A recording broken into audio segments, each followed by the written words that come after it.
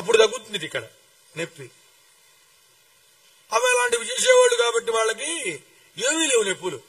నిజంగానండి 60-70 ఏళ్లకి ఏదో బెళ్ళ వేసుకోవడం తప్పేం కాదు, చిన్న ఒక మాత్ర. ఎంతవరకు ఏమున్నాయండి? నేను ఇప్పుడు చెబుతున్న తరుణంలో కూడా అంటే మీరు ఆశ్చర్యపోతారు. మా ఇంట్లో పని మనిషి పేరు వెంకాయమ్మ. ఆమెకు 97 ఏళ్ళండి.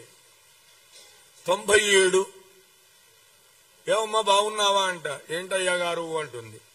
నాకు ఎందుకంటే 97 ఏళ్ల వయస్సులో ఆవిడ చక్కగా వస్తుంది, పని చేస్తుంది, శుభ్రంగా చేస్తుంది, వెళ్ళిపోతుంది. వయస్సును బట్టి కూడా మనం గౌరవించాలి ఎదుటి వాళ్ళని. పది మనిషి అయితే మాత్రం ఆమెకి ఆ వయస్సు అంతా, ఆ వయస్సు ముందు నేనంతా, ఆమె ఎన్ని అనుభవాలు చూసిందండి. అందువల్ల ఏమిటిదంతా అంటే ఆమెకి బాధలు ఉన్నాయండి. అయితే ఆవిడ ఒక మాట ఉంటుంది, అయ్యగారు మీకు చెప్పేంత దాన్ని కాదు, మనం నొసట రాయించుకుని వచ్చాం, ఆ రాయించుకున్నవన్నీ అనుభవించాలి కదా అంటుంది.